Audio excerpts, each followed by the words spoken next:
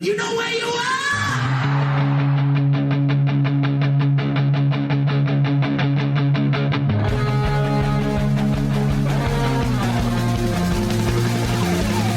This is Appetite for Distortion.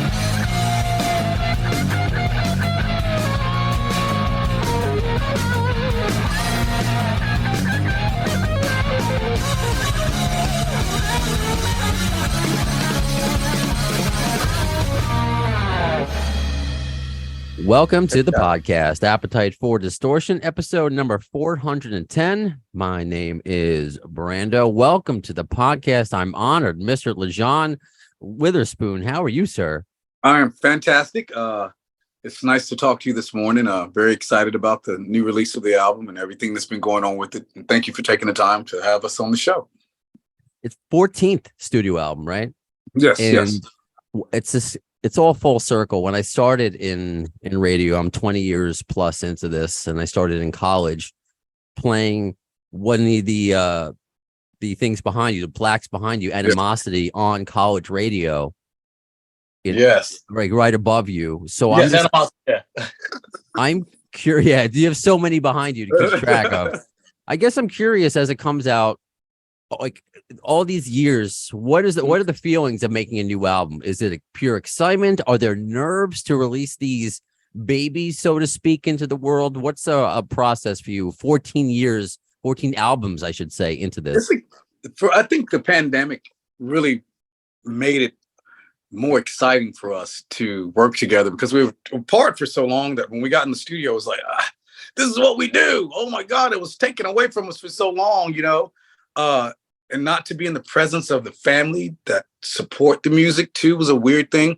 So I feel like we put all that energy into Truth Killer, and then the expectation of what it would be like. The energy's there, I feel, you know what I mean? And it's proven when we just went out on that last tour with Alter Bridge. It's definitely a contagious energy in the air, not like the sick energy before. It's like everyone's excited about being able to be together at a concert. They're there at 9 o'clock in the morning and, standing outside the bus in front of the venue to make sure that the first people in line. It's exciting, man. It makes me look forward to getting back out there on the road and in lieu of this new album, man. And just, not only playing the new songs, but just playing songs that get people through things. And you made a point, and I felt that when I returned to concerts, that's in this new post-pandemic world, it's kind of crazy just to be out there and experience what we didn't realize how much we would miss. So do you think it's a different feeling than it used to be pre-pandemic in that world? Oh yeah, definitely. I mean, I don't know how long it's going to last, but it's right. Definitely, you know what I mean? It's definitely it's like a bunch of kids just excited and you cannot deny the energy, man. And it's just time to get back out there and get to work, get on the road and be out there with the family. And it's, the Alter Bridge Mammoth tour. I've been looking so forward to that. And then also the Dope and Static X in October. I'm like, this is just going to be a good, it's going to be a couple of good runs. I know that's exciting with Alter Bridge, and I've been lucky to see Mammoth. I've had Miles Kennedy and Wolf on the podcast before. Great dudes. Great.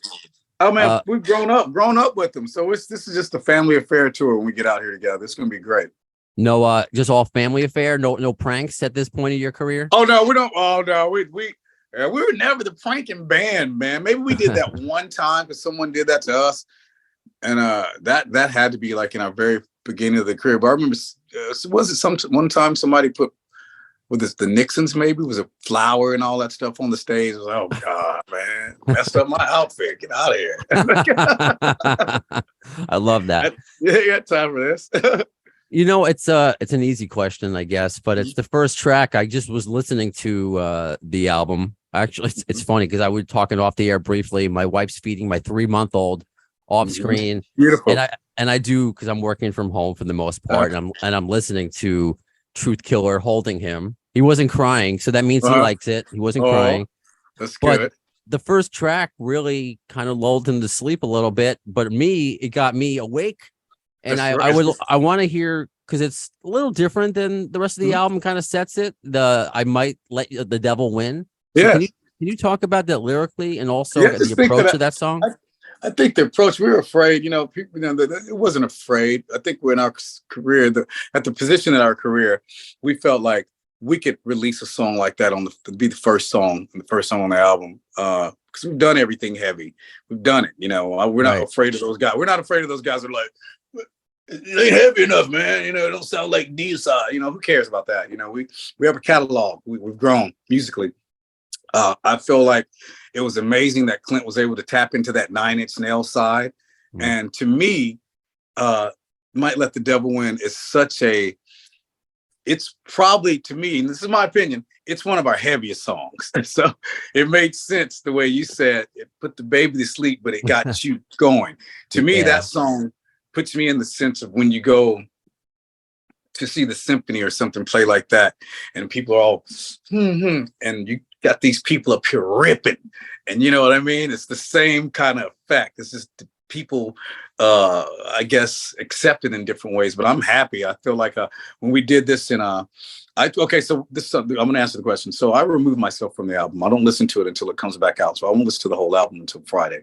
Okay, wow. But because I feel like I like to relive it again in the moment with everyone else. So even when we did the 2 days of I think maybe 1,000 or so people got to hear the Sevendust album, in Orlando. I went out a couple of times just to see the response, and Might Let the Devil Win was actually one of the songs that I wanted to see the response. I just couldn't wait, and it was so cool to watch people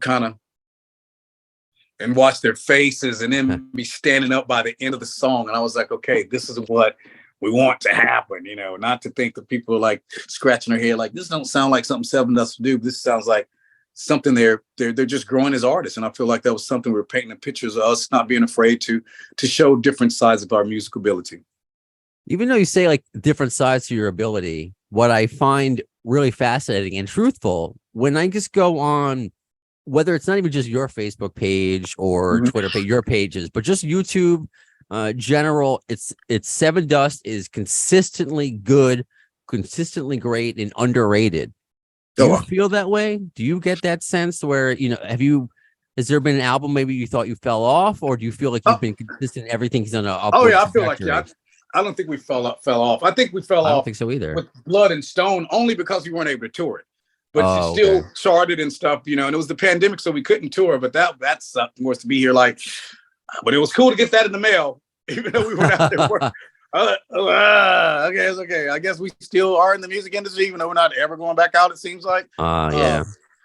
That was a very hard time. But I feel like the setup for this is good, for this new Truth Killer. And just everything seems like it's flowing. The energy's in the air. Seems like the planets are aligning right. And I'm just ready to get back out there. You know what? When you just talked about the baby again, I want to tell you something that hit me that was so profound. So this summer has probably been the best summer for me with my family, not having to be out on the road and everything, and actually being able to be home with them and spend that time. Mm-hmm. And we've been going to the lake a lot, just, get ready to close it down this weekend before I fly out Saturday. But my best friend, and she looked at me and she was like, we only have 18 summers with them. Mm. And I never thought about it like that until she said it that way. And I was like, what? She's like, yeah, it's like the kids, 18 summers. And I was like, dang it, that's scary to, just to look at it in that sense. And I never really, and she's like, yeah, Jada's going to be 18 in a few years and she'll probably want to do her own thing. And I was like, that's right. You going to the lake with us, no matter if you don't want to or not. So I'm just trying to make sure that I utilize all that precious time with them because they grow so fast, man. Oh, so enjoy that baby boy. That's true. This is the first summer of 18 summers. That's all we got of him. Wow. Oh God. Now I'm depressed. Thank you, LJ. No. But then one of my old buddies that's like 60 years old, he's like, I told him the story too the other day at our favorite little bar that I go to, and we sit. It's called the Coinage of Knowledge, and it's a bunch of old dudes. And he said, well, that's some bullshit right there. He said, you try to tell that to my 30-year-old and my 26-year-old. I get some brothers like that. So you know what? Yeah. That's funny. So at this, I love that. At this stage of your life, then what are you looking like lyrically? What motivates you lyrically to, what's inspiring you? What inspires this record? The kids, my wife, life, the pandemic, realizing that I'll be fine not to ever talk to a whole bunch of motherfuckers in my life ever again. You know what I mean? Right. Right. I feel that I mean, I don't ever have to see, look, have a drink, speak. I'm fine. I'm 50 years old, and I just realized that you're that bad of a person. We're good. You know what I mean? Life is too short to live that way. So I just try to stay positive. I definitely feel the temperature has gone up in the world, and you have to stay aware and stay cautious of that, but not be afraid. And just try to move in with the just try to keep moving. That's what I'm doing in life, and I try to keep my kids and focus on that too as well. So yeah, it's just crazy. Life is crazy, and as we get older, man, you start learning more about things, and I look forward to the future. You know, I'm very excited about signing this record. I forgot the days of signing a record deal were completely over, and then Napalm comes around. Now we have 5 videos. I've been doing international press for like the last 2 months, all day. And it's been incredible to be back in that portion of the machine, because that lets you know that something is happening. You know, somebody's listening. Oh God, why am I talking to you? Why am I on a Zoom with you in Portugal? Obviously we're getting ready to come back over there or something. You know what I mean? And it's just been a very good experience to feel like it was back in the day, you know, that things are opening up again, and it's just exciting.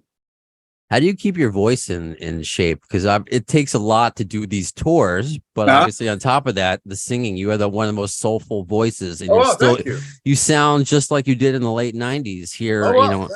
So how do you keep your voice in shape? And do you do any exercises or anything like that? I smoke weed.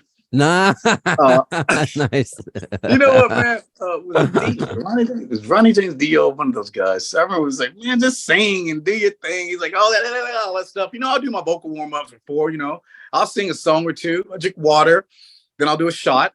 But my most important thing is to rest. You don't have to. I don't have to burn it all the way down. You know what I mean? I know myself, and I know moderation with anything in life. And so I try to stay, try to stay healthy and stay in shape, that's it. I think it's in you. It's a mind thing too. And in Sevendust, man, it's always to us been a sport on that stage. We feel like athletes as well as artists up there, maybe not as much now, but it's always been something where we get up there and we put everything into it. If you're not leaving hurting, you're not doing it right. So it's cool. I gotcha. And I know you have a ton of interviews today, and I want you to get that rest. So I don't want to keep you here. Guess what? I still got to pack for the tour. Then we're leaving for the lake tomorrow. It's just, I got to fly out Saturday. I'm not ready for anything. So we're fine. Right on. Well, you may have noticed the name of the podcast, Appetite for Distortion. It's a twist of GNR. That's what I was going to say. I was going to ask you about that behind you. I thought I saw. Oh, yeah, I got a bunch of things behind me. The Sweet Child the Mind book that one day I'll read to him. Very cool. I do have my cat. I don't know if you've noticed. I do have my cats in like outfits. You see those ads on Facebook where you can put like a picture of your pet in some like oil painting. Yeah, and you got that done. I got that done. That's awesome. Cool. You have 3 kitties? I did. Now it's 2. Okay, all right. Yeah, I can see I got 2 dogs. There's one, Prince, is sitting right there in the living room. That's my best buddy. He watches TV. He's a good dog. He's only a year old, and he barks at everything on the TV, from the Geico thing to any dog, squirrel, turtle, anything like that is getting chased down in the. Well, I'm lucky because some of them, like, they'll bark at me. I know it's a cat, but they'll bark at me when they need food, and sometimes they might come over right next to me, but not yet, not at this moment. But this is what I have behind me, because I'm not like you. I don't have, gold and platinum records and all that cool stuff behind me. So this is my bar in here, man. This is like, so I call this. No one comes in here really with me. Well, the kids will come in here every once in a while, but this is like an old museum of. Let's see. I'm trying to go around of collectible stuff that I have. Jukebox. From all the that's over there is probably about 100 or so coins from soldiers from around the world. Excuse it, right here. It's a mess right now. Well, that's okay. This right here, I call myself a mantiquer. Made that word. This is a globe. I think it's one of the ones that has the first light bulb in it. Oh wow. That was a gift from, if you ever know the DJ here in Kansas, Johnny Dare. Okay. He's got a syndicated show, whatever. So my wife surprised me for a surprise birthday party, 50th birthday party in Nashville at the end of the Sevendust tour. And about 90 of our closest friends from around the world were there, and they kept a secret for 3 months. I was like, you guys are a bunch of fucking liars. As far as Australia, people were there. I mean, it was crazy. But this is one of the coolest gifts I got besides everybody showing up. It says, a man's friendships are one of the best measures of his worth. Happy 50th, LJ. Well, now you look at it, it's a whole iron case, right? This lights up. That's the picture of me and that's Johnny there, and that's Jeremy Dixon, one of my best buddies too. This is a 50 caliber. Oh, we lost his picture, and because he was showing us a gun. There we go. Got your audio back, and now your video back. This is a 50 caliber Desert Storm pistol, Desert Eagle pistol that I got for my 50th birthday. Damn. With this case. And I was like, what in the heck are we doing after we walked outside to get in our Uber? And I'm carrying this. I'm like, are we going to get arrested? Oh, no. We're on Broadway, and I'm like, I have a 50 caliber gun in a case. What are we doing? Well, I'm glad you're okay. Yeah. So that's funny. So yeah, I'm sorry. That's just one of the man caves in here, man. But it's fun to come in here, and you get to look at all the Sevendust history, and you find stuff that you're like, oh my God, I forgot about that. And well, let's talk about that Sevendust history. I don't mean to cut you off because I know I only do have a few more minutes. But speaking of guns, though. I use a 6 degrees of GNR bacon if I'm not away, to connect the artist with Guns N' Roses, just to see if there is one. I'm not sure. Maybe you could tell me, but I got this yesterday when I announced that you were coming on. This is from guitarist Chris Webber, who was in Hollywood Rose with Axl and Izzy before GNR, and he was also way. Yeah, he wrote Anything Goes, co-wrote Anything Goes off of Appetite. No and way. He was in a band called UPO. And he said that UPO toured with Sevendust in early 2000. Great group of guys. Guitarists were airborne almost their entire set. And we were also on the Tattoo the Earth Festival with them too. Man, there were some good times. So oh my God, I remember that. Yeah, so that's a 6 degrees of GNR bacon. But I guess speaking of, if you have one, I don't know if you've ever met Slash or if you've been to a GNR concert. If just a generic question would be, where were you when Appetite came out? Oh my God. What year was that? 1987. It was. Oh my God. I think I was working at Hardee's. And it was a summer, and I was getting ready to be in a band, Body and Soul. And we were listening to Appetite and all that. And then I remember meeting Slash a couple of times. One of what was the first time was he in what was the other band Slash was in? Velvet Revolver. Yep. Yeah, met him then. But I do remember when him and Miles were going over. Was it Snake Pit? Maybe. Yeah, there was a Slash's Snake Pit as well. I don't know if Miles was singing with that or something else, but we were all going to Australia. And it was funny because they were up in first class, and I was walking by, and I remember seeing Slash, and he was drinking coffee. And it's a true story. And he had the mirror shades on. And I was talking to Miles, was sitting right beside him. I was like, oh man, Miles, we're hugging and stuff. And I didn't want to bother Slash, but as I walked by, I could see that his eyes were like this right here, looking out of the side of the sunglasses. So it's funny. But I've heard that he's incredible. He's done all his work, a lot of the work with Elvis, the producer that we work with. And it's just really cool to come in after Slash had been there. And, you see, like, I could tell you a story. He's like, he has to get a new chair because Slash plays a lot. He'll put his knee in the leather chair and just rocking. And just imagine the indention after Slash has been recording. And this, it's pretty amazing stories that you get to hear. I'm like, oh, wow.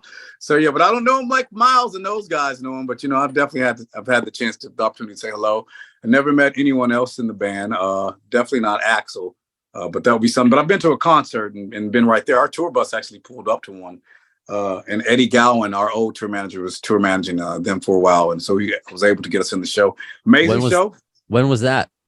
It's been several years ago. That was definitely before the pandemic. I don't even know. Was that when he was hurt in the chair? It's possible. Yeah, I think it was. Yeah, he was in the chair. Oh, okay, that's cool. Because I was curious just to uncover, because you have a soulful voice and Slash has a soulful playing, and even we mentioned just offhand Slash's Snake Pit, where you have a similar voice to Rod Jackson. I think. Oh wow. To the second record, so I just thought, like, you never know. Slash plays with everybody, so I was. I would love to jam with Slash, man. I think that would be awesome. I'd love to know, meet him, like, on a personal level. Like, man, I've loved you and I've grown up to your stuff, and I love everything that he does. It's incredible, especially what him and Miles do too. It's amazing that he's got so much talent. And I love that commercial that he's in. You got it. He's in a lot of commercials, but let's flip that then, because of Miles. Also because Mammoth WVH has opened up for GNR. What's the thing that you're most excited for this tour? Just to be out in front of everybody, to play the new songs? To be out there, and also to be out there with Wolfie and Mammoth and Alter Bridge. Like I said, this is their family with us, and it's just going to be a good time, a good summer for us to be out there with good music. And a lot of good folks that are ready to get some good music, and it's fun. I can only imagine how much fun we're gonna have when we get out of here. What do you think? Because this is a trending story that goes around a lot. I know it doesn't affect you at all, but backing vocals. There are bands that use backing tracks. None of that was Sevendust. I can't even imagine that was Sevendust. Well, no, there's definitely not backing tracks, but there's definitely samples and stuff that you hear. There's nobody. We're not running like 1, 2 tape, and all of a sudden you hear me singing and stuff. No, that's never happened. We've always, what would we say? F it. Let's do it live. That's how you got to go. We run it live, man. There's some nights where, and when I talk about like Axl or other lead singers, as somebody who is not musically talented, just the way I look at it, I'm a sports guy. I look at sometimes like a pitcher. You could be an ace pitcher, but some nights your curveball isn't breaking. Your face. Oh yeah, some nights. So some nights it made. Yeah. Some nights you might have to not sing it the exact way that you might have to change the register. You might have to change the note to a lower note where you feel comfortable. You know your voice. You know what I mean? At this point, you know your body. You know what you can do. It's so funny, but for years and years, and I still do it, and the guys know it. After a show, you could be in the bunk, and it could be completely silent, and you could hear me say, just to check it. You know what I mean? I'm checking my instrument. You know what I mean? I'm making sure that it's no gravel. If there is, and then I'm worrying about it, I'm thinking about it. I need to drink some water. What do I need to do to make sure that, okay, I got how many more hours before I have to do it again? And I know how I feel right now. And, I'm checking it for myself. So that's something I do. And I've done that for years just to make sure that, hey, we're ready. Oh, I love that. Anything, was it hard to whittle down? Because there's 12 new tracks for us. Did you have more written? Yeah, it was kind of hard. Yeah, it was hard to whittle down some stuff. It's always like, at the end of the studio, you're like, oh man, is that, you sure we're not going to put that on there? Is it good? You're like, oh no, let's do this one. And then let's put those on a B-side somewhere and see what happens.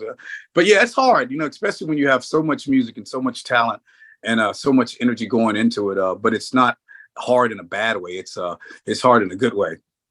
I know the focus now is on the new album and and the tour, but in the back of your, so I guess one day we'll see those. You think?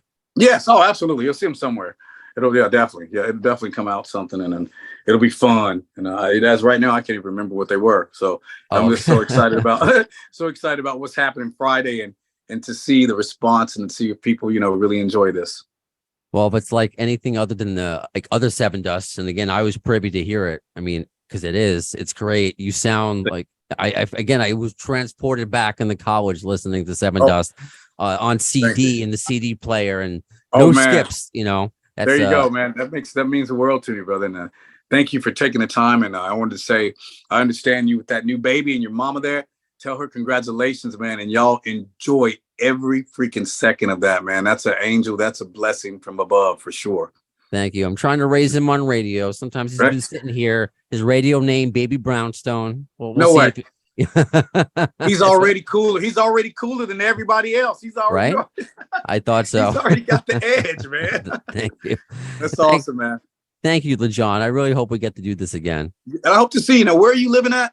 I'm in Queens, New York. So I know you're playing in Jersey and Buffalo's the first day. I'll be in Buffalo in a few more days. Oh, well, that tells me you're not from New York, because Buffalo is 6 hours away from me. Oh, that's not too bad. But Queens is awesome, man. That's awesome. Very, very Jersey's cool. Closer. You're playing the Stone Pony. So Oh my God, that's right. Yeah, The he's outside behaving. stage. Yeah. It's a great stage. Sorry. Yeah, and I love the pizza place beside it. I already asked, and they said it's still there, so I'll be there. That's all you need. That's all you need. Yeah, you need pizza in the Jersey Shore, man. Yes. Well, thank you, LJ. I hope we get to do this again. Hey, all you have to do is hit me or hit Kevin up, and I'll make sure that we make it happen. Much appreciated. You take care. You have a good. All right, you too, brother. Bye bye. Awesome. A prime example of an interview where I become a bigger fan of the band after the interview. How nice of a guy was LJ Lajon. It's just so cool. So Truth Killer is out today as I am posting this interview, July 28th. Too cool. Just really nice to speak with him. And I hope to get to do it again. And not much of a 6 degrees of GNR bacon. I do appreciate that Chris Webber story, which is really interesting. The Hollywood Rose-ish connection. And can you hear it? I know I have these like kind of wacky fantasy football kind of, you pick your favorite members of different bands to create a super group, but we all do that. Can you picture and hear Lajon sing with Slash? A very soulful, and I can hear Rod Jackson's voice, like this, that very soulful but rock voice that seems to really marry Slash's sound. So I'm assuming that Lajon's not going to be on Slash's new blues album, because that he would have known that. But I don't know. Maybe Slash puts out another one. Hopefully that happens. I think they would be a really cool pair to put together. And speaking of Slash, let's wrap up a certain Richard Fortus, Nuno Bettencourt Slash story in Shotgun News. News. So you may be aware, I've spoke about it on the podcast, most recently, last episode with Rocco Guarino, and I kind of told, he was unaware of the story, and I told him about it. And if you're unaware, how Nuno Bettencourt, in an interview, he mentioned, he was talking about his gig with Rihanna, and not how all guitarists, no matter how talented you are, could do that. And he mentioned Slash by name and how talented he is, but he couldn't play just Rude Boy. He couldn't just stick to the script, I guess, is what he was trying to say. He couldn't just play the song how it's meant to be on the album, because you have that leeway when you're in a rock band. You hear it with Slash, whether it's the GNR hits or the liberty he takes doing what he wants to do with the Chinese Democracy songs. Whatever, that's the kind of guitarist he is. So even when I read that, I didn't take it as a shot. As a non-guitarist, what do I know? I have no idea. In my head, I'm thinking what Rocco said last episode, where Nuno has a point, because it's just not the guitarist Slash is.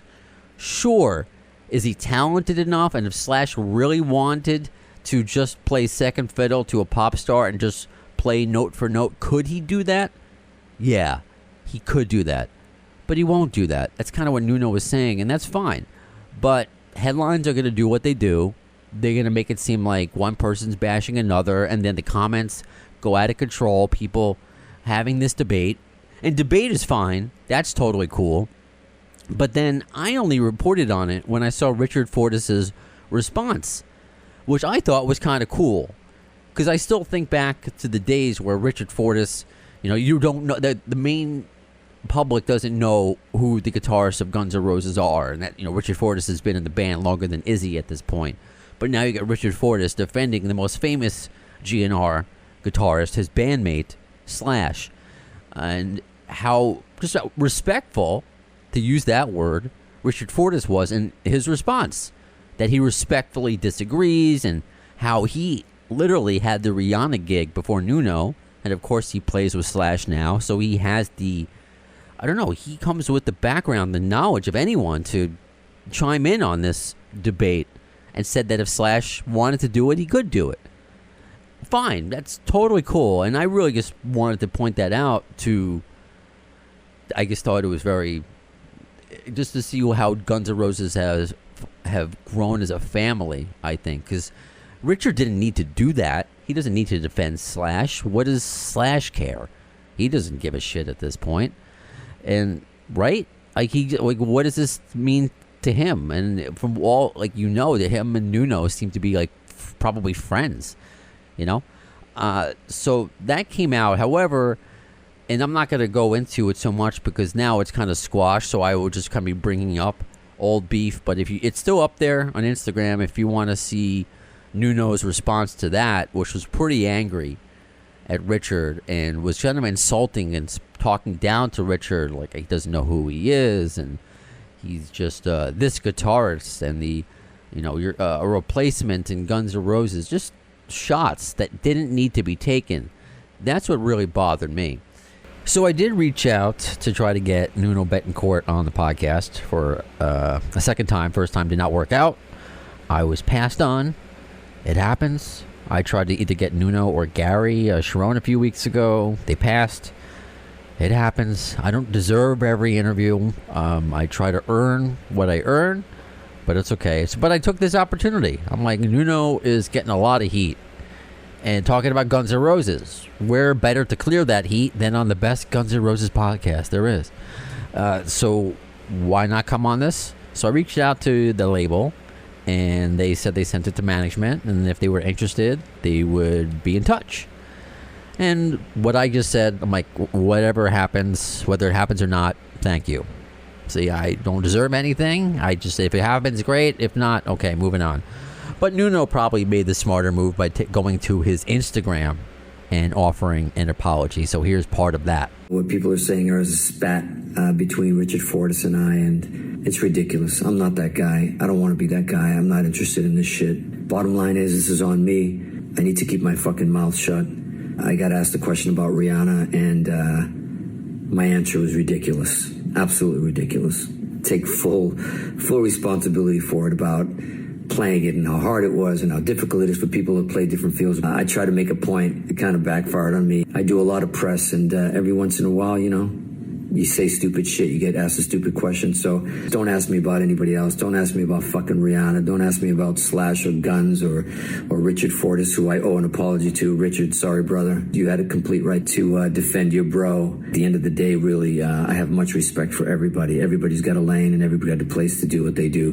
Whether I had heard Richard play before, which I hadn't, it doesn't give me the right to make that comment that I haven't heard a note he played in my lifetime, even though it was true. But it was out of being pissed off, and I think it was just me pissed off in general that I even started this bullshit. Apologies again to Richard. He's obviously a great guitar player. He's playing with Guns. He's got to be amazing.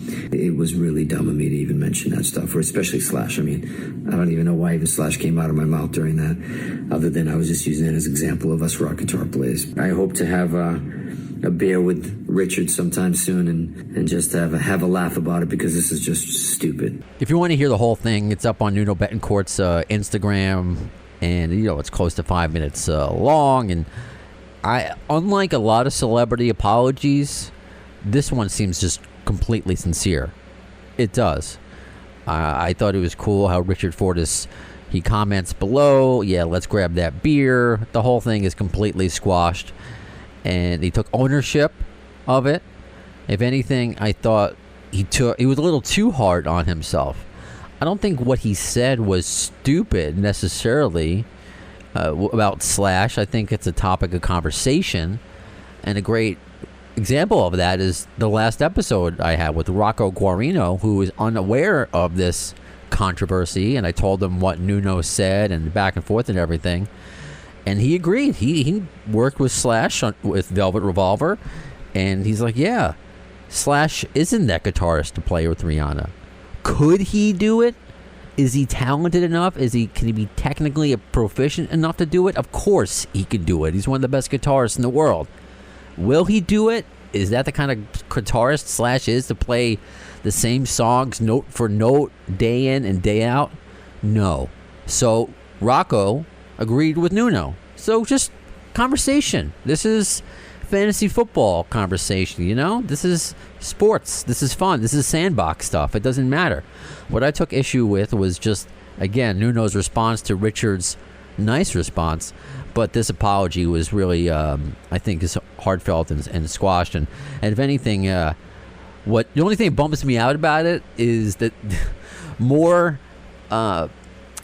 downfall with people wanting to talk about Guns N' Roses, which directly affects me because over the years you've heard me talk about it, how people just don't want to come on this podcast because they don't want to talk about Guns N' Roses. Bumblefoot, he will go on any podcast, but respectfully won't come on mine because I have a Guns N' Roses theme. Even though every interview he gets asked about Guns N' Roses, but too much of the focus would seemingly be on Guns N' Roses from his purview, from his view. I wouldn't do that. I offer. You've heard interviews. Was my entire interview just now about GNR, or was it more about Sevendust? Right? But I get the GNR stuff in there, but some people, they don't get it. The bad example that happened recently, or the good example, I guess, whatever you look at it, was with Josh Todd. I've had him on twice, lead singer from Buckcherry. Label reaches out to me again, loves what I do. And as we're trying to set it up, management denied me because of the GNR theme. Because that makes sense. That makes any sense. So Nuno says, okay, maybe I'm not, don't ask me about Guns N' Roses, don't ask me about GNR, don't ask me about Slash. It's like, man, it's like, yeah, I was rejected for an extreme interview, but I don't know, you never know what could happen years later. Now there's no point of me ever getting Nuno Bettencourt on the podcast, right? If I can't ask one GNR question, I wouldn't even ask about this at that point. I would ask something, when was the first time you heard Appetite for Destruction? Something safe, you would think, but GNR related, just for our purposes. So it just sucks. Same thing like what happened when I interviewed Mike Portnoy about what he said 10 years ago, the little back and forth, another back and forth quick nothing spat that he had with Matt Sorum at the time about his drum fills on November Rain. And his answer was very thoughtful and thought-provoking, and Matt Sorum didn't even respond angrily. It was just a nothing feud, right? But that gets picked up again, and now Mike Portnoy doesn't want to do, like, if he does interviews, he doesn't want to talk about Guns N' Roses anymore. That sucks. But yeah, like when I had Adrian Smith from Iron Maiden, the management called me after the fact to take out his very diplomatic answer, his very nothing answer to Axl not wanting to tour with them really in 1988. Ooh, how controversial. What a big deal that is. So this is, if anything, it's going to make it harder for me to get interviews. Guns N' Roses, no matter what the question is, no matter what the topic is, it's people want to talk about it all these years later. So that's why it's funny whenever I see comments about who cares about Guns N' Roses, nobody cares, Axl should retire, people still care. Millions of people are seeing them around the world. Anything mentioned about GNR is turned into a headline, positive or negative. Idiot. I've been fighting a lot of online trolls lately. I'm good at it because they all think they're smart, but I know how to talk to these idiots who think they're smart. I think that's where therapy has helped me. It's just like I talk to them like a therapist. Like, why are you so angry? Huh? Who hurt you? Did Axl really hurt you? Axl with an E? Idiots. So yeah, that is a nothing. I'm glad that it's squashed, and I don't know, hopefully one day we get to see like a picture of Richard Fortus and Nuno Bettencourt sharing a picture of beer, right? So that does it for this episode of Appetite for Distortion. I just want to remind you, the conversation continues in between the broadcasts, Facebook, Twitter, or X, whatever you want to call it, Instagram, TikTok. Please follow and subscribe on YouTube. And if you go on any of our social media, the main link I usually have in the bio is that Linktree link, which has other links to where you can find us. So you can click it, you'll find our social media, iHeart, SoundCloud, YouTube, to my spin-off Appetite for Horror up there. But on the way bottom is my Patreon. It's at the bottom because I don't like doing this. I don't do this podcast for clicks. I don't do this podcast for money. It's nice. It would be nice to get some money now because of Baby Brownstone and the amount of diapers he goes through. That would help. So if you would like to contribute to this podcast, I think I'd set it up right. Tell me if I'm wrong, because I'm not as technically savvy as I pretend to be. But like, I think set it up like $3 a month. Hopefully, I mean, to me, I would like $3 a month, and I would not like to give away $3 a month. $3 is $3. That's what I'm trying to say. So, you could spend that probably better. But I see people giving me YouTube stars, Facebook stars, just different ways to contribute to the podcast over the years monetarily. Even though I rarely ask for it. So I do appreciate it. Hopefully it's an easy way if you would like to do it. And I'll say this, I always tried to pay it forward to those loyal listeners. So whether it's not if you just donated, but if you've been in my inbox for years, just offering support, keeping me going, those are the fans I look to first when I try to get a co-host. Or when I try to do a review. I want to pay it forward. I want to give you this fun experience that I'm doing. I've been doing for 7 years, and now it's fun bringing Baby Brownstone when I can into the fold. I want to raise him on radio. I'll hold him when he's all twitchy and stuff for certain interviews when it's appropriate. I don't know. Maybe he'll say his first word on air one day. Absurd. Maybe. Wouldn't that be fucking crazy? And this was funny because obviously, by now, if you listened, I used the nickname Baby Brownstone, and there were some listeners that be like, "You really named him Brownstone? Wow, that's hardcore." No, I was so against naming him Axel because I didn't want to be on brand. It's a cool name, but I didn't want to be that guy, the Guns N' Roses podcast, and naming his kid after Guns N' Roses. I just couldn't do it. His name is Harrison Rex. But I call him Baby Brownstone. That's his radio name. So if you want to help pay for his diapers and maybe one day his college fund, just figure out how you can help contribute to the podcast monetarily. I saw this comment on YouTube, and you're absolutely right. It was on the Rocco Guarino episode where, I love your content and your interviews, dude, but you got to get better lighting and a better camera. You were absolutely right. I'm just using the lighting in my living room. I'm using a camera off my ThinkPad right now. These are things that cost money. I would like to put money into this podcast because, you spend money to make money. But all my money is going towards my family. Little things here and there.